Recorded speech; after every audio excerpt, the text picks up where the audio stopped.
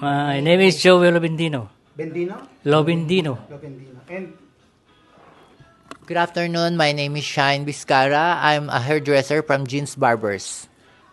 We close around 1 week and then, but no damage, only flooded from my apartment and then the barber shop. because you live above, Yeah, we live above the second floor and then the workplace is the first floor. did you have an estimate how much was the damage or how much was the cost?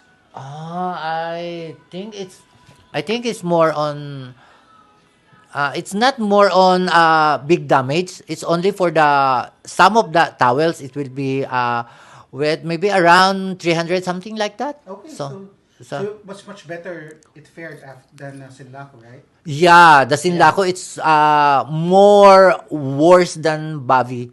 So we have lots of things that we do on Sinlaco, but here in Bavi it's just some. And then can you talk about how many days were you closed? 1 week? Because Yeah, there was 1 no week. power. No power. Yeah. Yeah. Then after 1 week there was power. Yeah, we have power also then after 1 week. So can you safely say you're back to normal operations? You have your loyal customers coming back already? Yeah.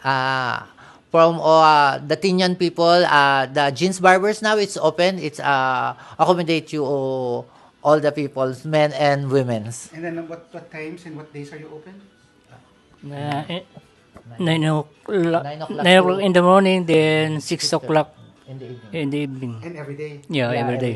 Do you have like promotions going on? Like Yeah, maybe we have a promotion because we finished the Bobby Sinlaco promotion. Maybe we think my boss will be give the Bobby promotion? Bobby promotion.